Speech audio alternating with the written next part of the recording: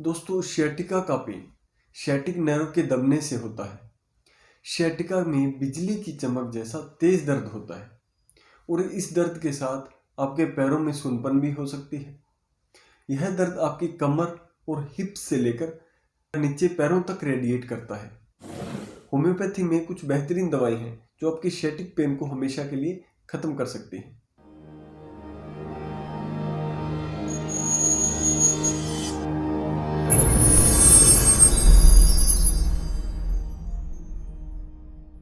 Hello दोस्तों, मैं हूं doctor Sunil Garhwal, homeopathy physician and nutritionist, owner founder Garhwal homeopathy. दोस्तों, आज की इस वीडियो में हम बात करेंगे sciatic पेन के बारे में कि sciatica का दर्द क्या होता है, यह हमें क्यों होता है, किन लोगों में ज़्यादा होता है और साथ ही साथ इसकी इलाज में इस्तेमाल होने वाली कुछ टॉप होम्योपैथी दवाओं के बारे में भी हम बात करेंगे। दोस्तों, sciatica का पेन sciatic नर्व के दबने से होता है। यह हमारे शरीर में सबसे लंबी और मोटी नर्व है जो कमर और कूल्हों से होती हुई दोनों पैरों की उंगलियों तक जाती है। sciatica में बिजली की चमक जैसा तेज दर्द होता है और इस दर्द के साथ आपके पैरों में सूनपन भी हो सकती है। यह दर्द आपकी कमर और हिप्स से लेकर नीचे पैरों तक रेडिएट करता है। यह दर्द आपके एक पैर में भी हो सकता है और दोनों पैरों में भी हो सकता है। अगर आप यह कंफर्म करना चाहते हैं कि आपको sciatica का ही पेन है तो आप बेड पर सीधे लेट जाएं। जिस पैर में आपके दर्द है उसको धीरे धीरे ऊपर की ओर उठाएं। अगर पैर उठाने पर आपको पेन नहीं होता तो आपको sciatica का पेन नहीं है। अगर पैर उठाने पर आपको पेन होने लगे तो आपको sciatica का ही पेन है। चलिए दोस्तों, अब हम बात करते हैं कि sciatica का पेन किन कारणों से होता है। sciatica पेन की सबसे मुख्य वजह है स्लिप डिस्क और हर्निएटेड डिस्क। दोस्तों, हमारी स्पाइन के अंदर कुछ इस तरह की वर्टिब्रास होते हैं और दोनों वर्टिब्रास के बीच में एक डिस्क होती है जो हमारी कमर को मूव करने में हमारी हेल्प करती है। अगर किसी वजह से डिस्क पर दबाव आता है तो यह गद्दी के आकार की डिस्क बाहर की तरफ निकल जाती है और जो भी स्पाइनल कॉर्ड की नर्व वहां से गुजरती है यह उन पर दबाव डालती है, जिसकी वजह से हमें sciatica का पेन होता है। sciatica का पेन किस तरफ होगा यह इस बात पर निर्भर करता है कि किस तरफ की नर्व कंप्रेस हुई है। अगर यह राइट साइड की नर्व कंप्रेस होने की वजह से हुआ है तो आपको sciatica का पेन राइट साइड होगा, और अगर लेफ्ट साइड की नर्व कंप्रेस होने की वजह से आपको sciatica का पेन हो रहा है तो यह दर्द आपको लेफ्ट साइड होगा। sciatica का दूसरा कारण है पीरिफॉर्मिस सिंड्रोम। पीरिफॉर्मिस सिंड्रोम दोस्तों वह सिंड्रोम है जिसमें आपकी जो पीरिफॉर्मिस मसल है वह टाइट हो जाती है, रिजिड हो जाती है। तो वह आपकी जो नर्व है, जो भी sciatic नर्व है, उसको कंप्रेस करती है, जिसकी वजह से पीरिफॉर्मिस सिंड्रोम के रूप में sciatica प्रोड्यूस करने लगती है। दोस्तों, इसका तीसरा कारण है स्पाइनल स्टेनोसिस। जब आपकी डिस्क में कोई इंजरी हो जाती है तो आपकी वर्टिब्रास के बीच में जो रास्ता होता है जिसको वर्टिब्रल कैनाल बोलते हैं, वहां से जो स्पाइनल नर्व्स गुजरती हैं उनके बीच का जो गैप है वो कम हो जाता है। इसकी वजह से स्पाइनल नर्व्स दबना शुरू हो जाती है और हमें sciatica का पेन होता है। दोस्तों, कई बार बोन स्पर की वजह से भी हमें sciatica का पेन हो सकता है।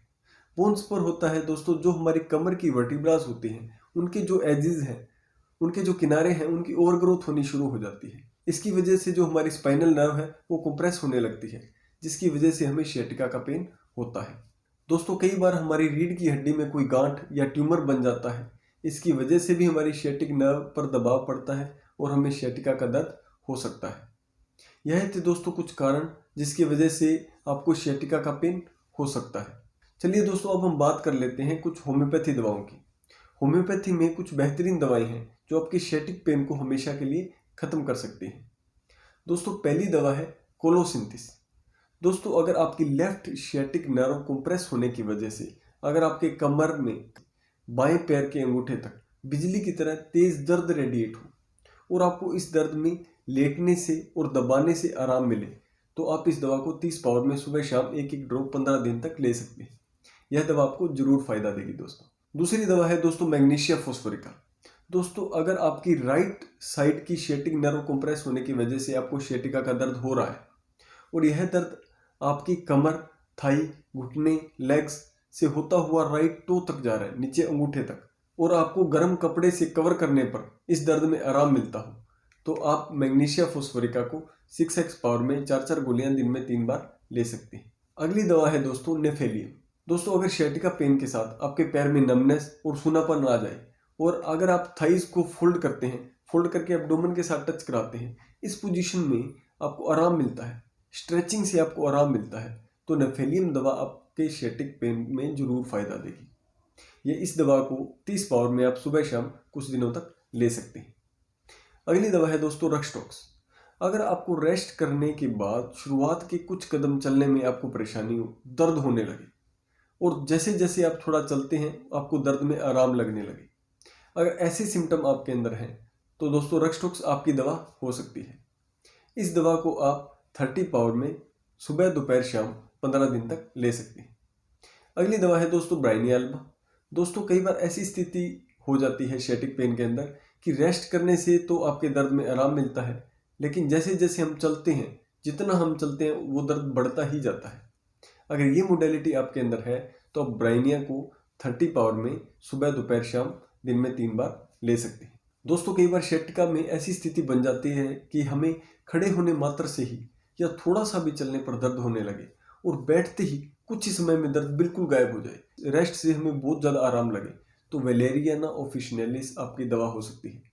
इस दवा को आपको 200 पावर में सुबह शाम 7 दिनों तक आप इस दवा को ले सकते हैं। दोस्तों कई बार कमर में चोट लगने की वजह से हमें sciatica का पेन हो सकता है। इसके लिए होम्योपैथी में 3 कारगर दवाएं हैं। पहली दवा है दोस्तों आर्निका मोंटाना। अगर आपको चोट किसी ब्लंट इंस्ट्रूमेंट यानी किसी भारी चीज से लगी है या आपकी चोट बहुत पुरानी है तो आप आर्निका को 30 पावर में दिन में 3 बार ले सकते हैं। दूसरी दवा है दोस्तों रूटा।